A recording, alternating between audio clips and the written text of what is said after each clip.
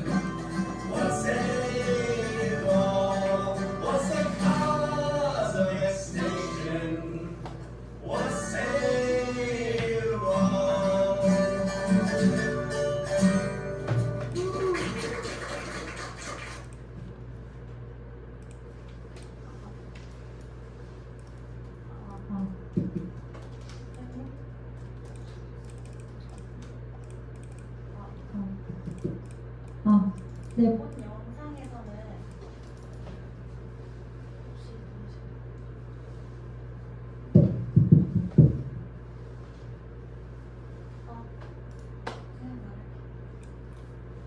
마이크 없이 그냥 진행하겠습니다. 방금 보신 영상에서 제일 많이 보셨던 단어가 어떤 게 생각나시는 게 있으신 분들, 학우분들 중에서 생각나시는 게 있으신 분들 있으실까요? 종 맞고요. 또 진화 맞습니다. 또 한 가지 도도 맞죠. 딱 중요한 한 가지가 빠졌는데 그건 바로 멸종입니다. 도도의 노래는 멸종에 대해서 이야기를 하고 있는데요. 방금 전과 같이 종, 진화, 도도와 같이 이런 모든 멸종에 대해서 어떻게 진화를 해왔고, 근데 그럼에도 불구하고 왜 진화하다가 멸종했는가에 대한 내용을 설명하고 있습니다. 사실은 제가 후반부를 맡았고 채원학부님께서 앞부분을 맡았는데, 제가 후반부 내용을 좀 중점적으로 다룬 다음에 앞부분 좀 간단히만 설명해드리고 넘어가도록 하겠습니다. 네, 책 소개하고 저자 소개하고 요약좀 한 다음에 마지막 견해 발표드리고 마무리하겠습니다. 네, 저희 책의 주인공이 도도죠. 그런데 책에는 생각보다 도도의 내용이 많이 나오진 않습니다.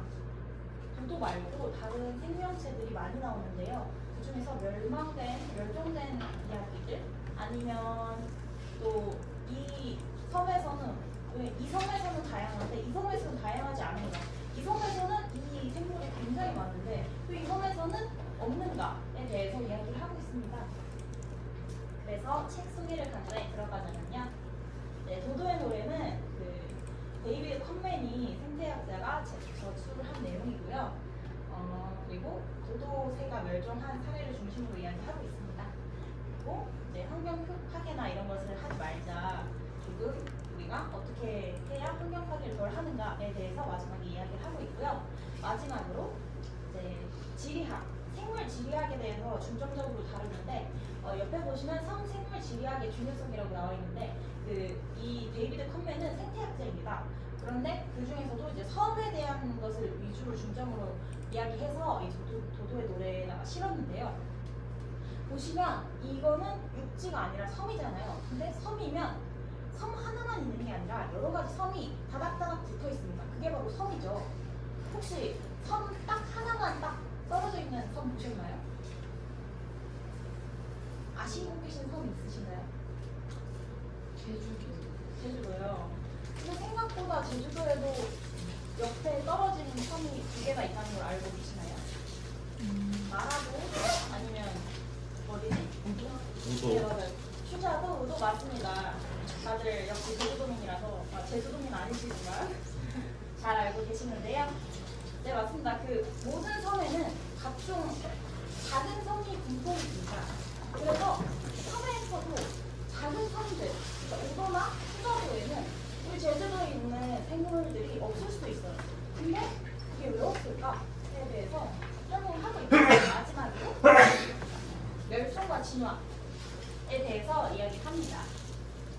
네, 데이비드 컨맨이라는 사람에 대해서 제가 조사를 많이 해봤는데 생각보다 많이 나오지 않고 한 5년 아니면 8년 전 영상밖에 없어서 이제 그 이미지화 시키기 위해서 한번 보여드렸는데요. 이거는 8년 전 영상이고 이건 따로 보여드리진 않겠지만 이렇게 서서 그 연설을 한 번씩 하고 생태계는 어떻게 변화했으며 이러한 생태계 변화로 인해서 어떻게 왜 도도 멸종하게 되었는가, 도도뿐만 아니라 다른 생물들도 왜 멸종하게 되었는가에 대해서 이렇게 얘기를 하고 있습니다.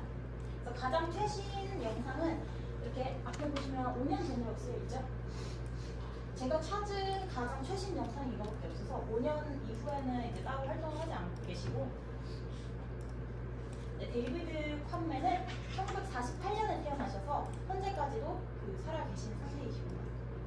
미국에서 태어나셨고 뭐 이것저것 하셨는데 가장 중요한 건 전 세계에서 오지를 탐구하면서 생태계 관련 그 경험을 많이 발표를 하셨는데 그 중에서 섬유에 관련된 내용, 방금 전에 말씀드렸다시피 그 내용에 대해서 얘기를 했고요. 그리고 도도의 노래나 뭐 여러 가지 출간을 했지만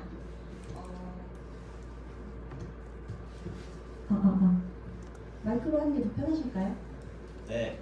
네. 네, 그리고 뭐 자연사 분화나 뭐 여기저기에 공헌을 하셨지만 결국에 지금은 환경 보호를 하자고 이야기를 하고 있습니다. 네, 도도의 노래는 두 가지로 나눠볼 수가 있겠는데요. 먼저 섬 생물 지리학 그리고 멸종입니다. 섬 생물 지리학은 고립된 생태계를 연구하기 위해서 섬을 연구를 한 거예요. 고립된 지형을 찾아다니다 보니까 어떻게 보면 섬이 가장 최적의 장소라고 할 수 있죠. 그래서 여러 가지 섬 중에서 가장 어떤 곳이 가장 다양한가에 대해서 연구를 하고 그에 대한 관계를 여러 가지를 설명하고 있습니다.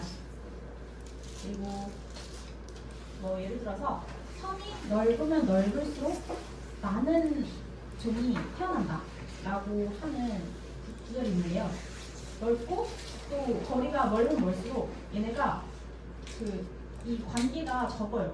그래서 제주도가 크면 클수록 우도랑은 이제 관계가 좀 적을 수도 있겠고, 그리고 우도랑 추자도의 거리가 우도가 좀 더 가깝고 뭐 추자도가 멀다고 하면 그 추자도보다는 우도에 저희 생명이 더 많을 수가 있겠죠. 그래서 그래서 그 자연적으로 멸종을 하게 된다라는 이야기가 있는데요. 그 멸종에 관련해서 세 가지 정도로 나눌 수가 있겠는데 두 가지 정도로 나눌 수가 있겠는데 제일 첫 번째는 대멸종, 그리고 두 번째는 인위적 멸종인데 대멸종 같은 경우에는 아주 오랜 시간 이루어져요. 몇천 년, 몇만 년 이렇게 이루어지는데 그 중에서 한두 마리 뭐 해봤자 5마리, 6마리 그 정도가 멸종이 되는데 인위적 멸종은 얼마나 빠를까요?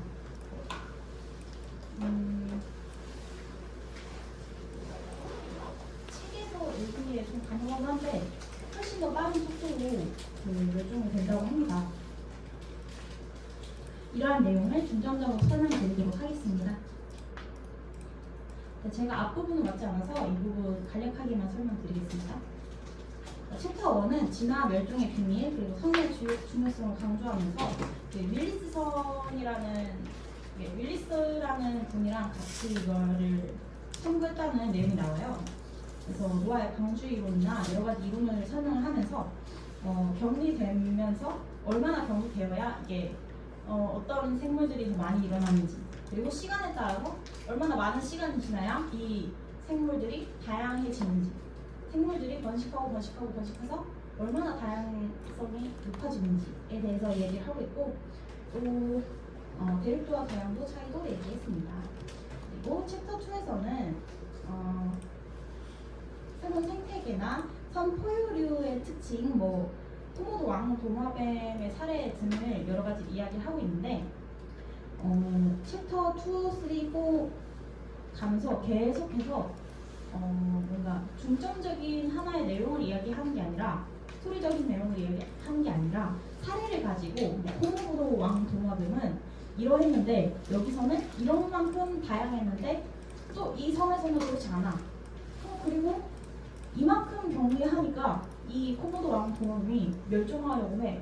아니면 이만큼 시간이 지나니까 얘네들이 엄청 불어나서 더 많은 다양한 변종들을 막 산상생시키고 한다는 내용들이 적혀 있는데 자 그리고 챕터 3를 가시면 이제 메가스와 윌슨의 혁명 그리고 비행 능력 상실 형상 그리고 적응 방해상 개념 갈라파고스 핀치의 사례 종의 빈곤화 현상 등을 이야기하고 있고요. 마지막으로 챕터 4가 제일 중요하죠. 저희의 도도의 멸종 과정 이야기입니다.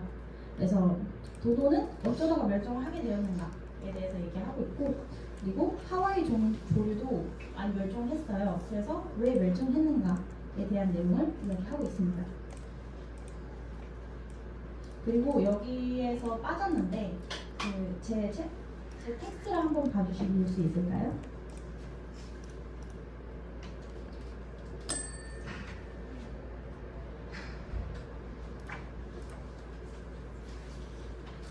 네, 텍스트를 보시면 챕터 4에서 제가 표로 만들어 놓은 부분이 있을 거예요. 그거 한번 확인 다 되신 아직 안 되신 분들은 잠시 기다려 드리겠습니다. 페이지 4페이지입니다. 다 되셨나요? 네, 그러면 설명 진행하겠습니다. 제가 텍스트에다가 적어놓은 내용이 도도는 아마도 1600년대에 완전히 사라졌을 것이고 아주 중요한 상징이 되었죠. 그 전에도 멸종은 일어났고 그 후에도 멸종 사례는 계속 있었지만 인류 역사상 처음으로 자신이 어떤 종이 사라지게 했다는 사실을 깨달은 최초의 사건이었습니다. 그러니 지금까지 도도 전에도 많은 생물들이 사라졌을 겁니다. 그런데 도도가 가장 잘 알려진 최초의 멸종종이라는 거죠. 그래서 두 번째 보시면 바로 그 순간 도도가 사라졌다는 사실을 깨달은 그 순간에 인류는 이 세상에서도 사라질 수 있다는 장소라는 것을 깨달았습니다. 우리가 이런 식으로 영원히 자연을 약탈하고 유린할 수 없다는 것을 알게 된 것이죠. 따라서 이 도도의 멸종은 아주 중요한 순간이었어요. 이에서 보시면 이제 어떤 종도 결국엔 멸망할 수 있구나 라는 것을 깨닫게 한 하나의 레퍼토리 중 하나인데요. 이제 도도가 멸종하고 나서 슬슬 환경 운동이 계속됐지만 지금 현재 저희 상황은 어떻습니까? 환경 운동을 다 같이 열심히 하고 있나요? 생활 속에서 실천하고 계신 분 혹시 계신가요? 저요. 어떤 거 하시나요? 종이컵을 최대한 잘 씁니다. 좋습니다. 또 있으신가요? 환경 운동을 해봤다. 작은 거라도, 아주 작은 거라도 괜찮습니다. 블로깅. 플로깅, 좋습니다. 해보셨나요? 네. 오, 작년에 몇 시간 정도? 한 3시간 했나? 굉장히 오래 하셨네요. 이런 것 같이 그 챕터 4에서는 도도의 노래에 대해서 얘기를 하고 있고, 그리고 이렇게 멸종할 수 있다라는 것에 대한 경각심을 일으키고 있는데, 5번 챕터 5번을 제가 그 PPT를 못 만들어가지고 깜빡 이게 빠뜨려가지고 제가 텍스트로 대신하도록 하겠습니다. 챕터 5는 프레스턴의 종인데요. 보시면 페이지 5번에 보시면 코모돌 섬이나 플로레스 섬 사이에 지역이 있다 이런 식으로 적혀져 있죠. 근데 이게 가장 중요한 게 뭐냐 하면 면적이 큰 섬이 있어요. 그 면적이 큰 섬은 도마뱀이나 코모도 도마뱀이 서식을 합니다. 그런데 나머지 섬에는 의외로 서식을 하지 않는 거예요. 그게 왜 그럴까요? 그 이유는 작은 섬에는 이제 생태계 다양성이 크지 않다는 사실이 드러났습니다. 면적에 따라서 그 생태계 다양성은 비례적으로 점점 증가한다는 사실을 알게 됐고요. 위에 표에 보시면 면적이 10, 100, 1000, 만, 10만으로 이렇게 점점점 늘어나는데 비해서 종수가 5에서 10에서 20, 40, 80 이렇게 올라갈 것이다 라고 추정을 해놨는데 실제와도 굉장히 유사했다고 합니다.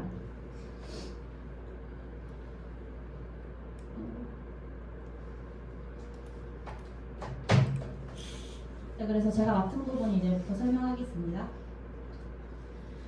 네, 챕터 6장에서는 생태학 혁명이라고 해서 그 에드워드 윌슨과 같이 이제 연구를 했는데 이제 방금 전 말씀드린 내용과 같이 면적에 대한 내용도 하고 평형 이론, 평형 이론을 중심으로 에드워드 윌슨과 메가서의 만남이 이루어져요. 그래서 이 두 분이 이제 면적 효과와 거리 효과를 통해서 생태계가 어떻게 균형을 일으키는가에 대한 내용을 설명하고 있습니다. 그래서 맹그로브 섬이라는 곳을 가는데 거기서 이론을 검증을 해요. 그래서 반복되는 패턴과 그리고 서식지 분열이 생태계에 미치는 영향을 논의하면서 이제 평형 이론을 보호 구역에 적용할 수 있는 가능성에 대해서 고민을 하는데요.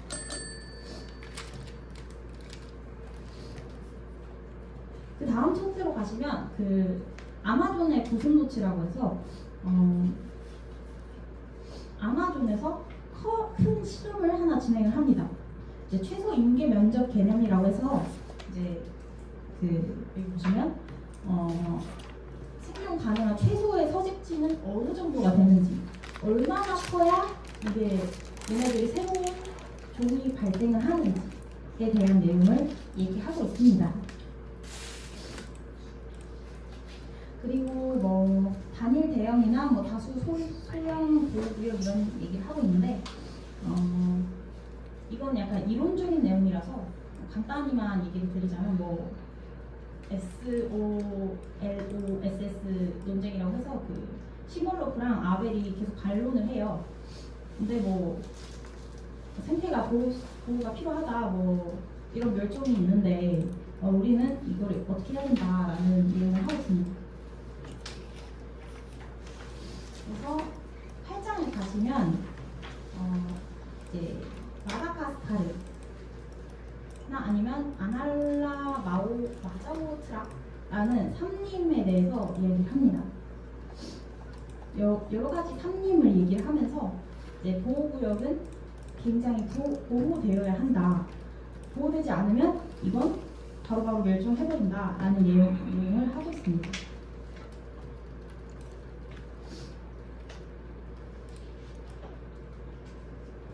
따라서 이런 내용은 빨리 넘어가도록 하겠습니다.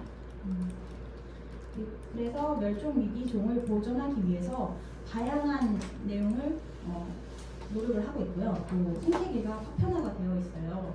그래서 서식지가 단편적으로 남아있기 때문에 저희가 인간들이 너무 개발을 많이 하고 하다 보니 장소도 남지 않고 얘네들이 살 수 있는 터전도 별로 없기 때문에 이러한 생태계 생물 다양성이 점점 저하가 되고 있는데요.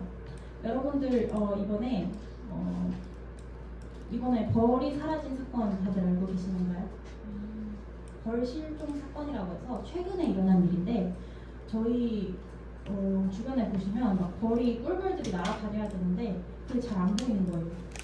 심지어 양봉업자들이나 그런 임의로 만든 그런 벌들 외에는 거의 다 대부분이 벌이 사라지는 거예요. 그래서 그 벌이 어디 갔나 찾고 있었는데 최근에는 다시 일어났는지 모르겠지만 그 벌이 사라짐으로 인해서 저희가 인류가 멸망할 수도 있다라는 내용의 기사가 많이 떴던 걸 기억합니다. 이러한 메시지들을 통해서 그 마지막에 10챕터에서는 정리를 하는데요. 뭐 예언이나 뭐 이런 걸 했지만 결국 누구는 환경이 내 문제가 아니다. 그래서 어떻게 내가 이걸 어떻게 거대한 이 모든 것을 내가 어떻게 할 수 있는 게 아니잖아. 라는 걸 할 수 있는데 일부 종이 멸종한다고 해서 다 망가지겠어? 라는 생각을 할 수도 있어요. 그런데 멸종은 새로운 종이 진화할 공간을 만들어주기 때문에 진화를 보완한다. 멸종은 먼 옛날부터 항상 일어났다. 그러니 이제 와서 사람들이 초래한 멸종에 대해 호들갑을 떨 필요가 있는가? 라고 다윈은 말했어요. 그렇게 보면 딱히 일부가 사라져봤자 의미가 없는 게 아닌가? 라는 생각을 하는데 아까 처음에도 제가 말씀드렸죠.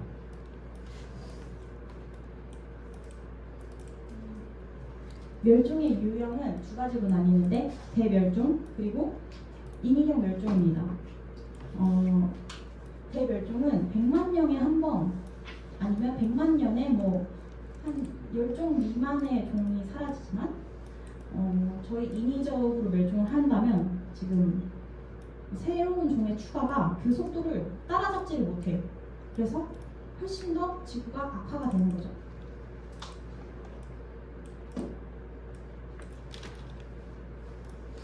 그래서 언젠가는 저희 인류가 멸종이 될 수도 있습니다. 저희가 인류가 멸종이 된다면 지구는 과연 기뻐할까요? 매우 기뻐하겠죠. 사실은 인류가 태어남으로 인해서 굉장히 많은 종이 사라지고 있는데 신석기 시대에 항해가 시작된 이래로 현재까지 조류 중에 20%나 무려 20%나 멸종을 했다고 합니다. 도류뿐만 아니라 굉장히 많은 수의 개체수들이 사라진 거예요. 그렇기 때문에 저희가 만약 인간이 멸종을 한다? 그렇다면 지구는 1000만 년이나 2000만 년 뒤쯤에는 이제 정상화가 다시 될 거라고 합니다.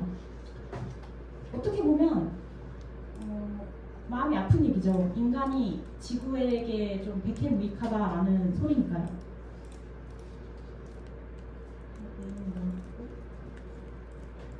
하여간에 제가 말하고 싶은 내용은 이번에는 우리 자신이 죽음의 별이다 라는 내용이 책에 있습니다. 우리가 죽음의 별이 될 게 아니라 조금이라도 지구의 환경을 낫게 하기 위해서 노력을 해야 된다는 사실을 좀 깨달았으면 좋겠습니다. 그래서 저의 견해를 간단히 말씀드리고 넘어가도록 하겠습니다. 방금도 말씀드렸다시피 현재 멸종 문제가 굉장히 심하고 이렇게 멸종까지 다다랐다는 뜻은 이제 모든 일의 끝이 점점 다가오고 있지 않는가. 그러면 많은 종을